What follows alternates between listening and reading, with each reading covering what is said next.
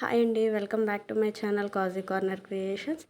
Capsicum కర్రీని ఈ విధంగా ఒకసారి ట్రై చేసి చూడండి. రైస్లోకైనా, రోటీలోకైనా, ఈవెన్ బగారా రైస్లోకైనా కూడా చాలా బాగుంటుంది. దానికోసం ముందుగా కడాయిలో ఆయిల్ని హీట్ చేసుకొని పోపు దినుసులు వేసి వేయించుకోవాలి. తర్వాత పచ్చిమిర్చి చీలికలు అలాగే కొంచెం కరివేపాకు వేసి వేయించుకొని సన్నగా తరిగిపెట్టిన ఉల్లిపాయ ముక్కలను కూడా వేసి మగ్గనివ్వాలి. ఉల్లిపాయ మగ్గిన తర్వాత కట్ చేసి పెట్టుకున్న క్యాప్సికమ్ ముక్కల్ని వేసి దాంట్లో కొంచెం పసుపు, కొంచెం ఉప్పు వేసి కలుపుకోవాలి. ముందుగా ఉప్పు వేయడం వల్ల క్యాప్సికమ్ ముక్కలు త్వరగా మగ్గుతాయి.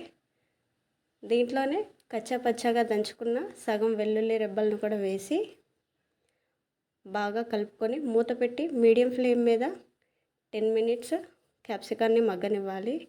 ఇప్పుడు మీ దగ్గర శనగపిండి ఉంటే వేసుకోండి, నా దగ్గర లేదు కాబట్టి నేను పుట్నాల పప్పుని పౌడర్ చేసి వేసుకున్నాను. అలాగే వేయించిన పల్లీలని పొట్టు తీసి కచ్చాపచ్చా దంచుకొని అవి కూడా వేసి మొత్తం ఒకసారి కలుపుకొని మన రుచికి తగ్గ కారాన్ని అలాగే కొంచెం గరం మసాలాని వేసి మొత్తం వేయించుకొని ఒకసారి ఒక టీ గ్లాస్ వాటర్ యాడ్ చేసుకొని మూత పెట్టి ఒక 5 మినిట్స్ మగ్గనివ్వాలి.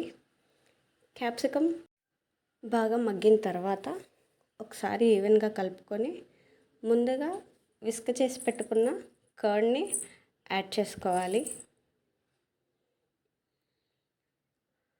కర్డ్ యాడ్ చేసుకొని ఒకసారి మొత్తం కలిసేలాగా కలుపుకొని సాల్ట్ చెక్ చేసుకొని సరిపడా సాల్ట్ని యాడ్ చేసుకొని మొత్తం కలుపుకొని ఒక 2 మినిట్స్ ఉడకనిచ్చి తర్వాత ఫైనల్గా కొత్తిమీర వేసుకుంటే మన టేస్టీ క్యాప్సికమ్ కర్రీ రెడీ అయిపోతుంది.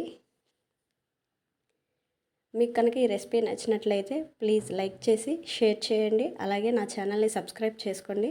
Thanks for watching.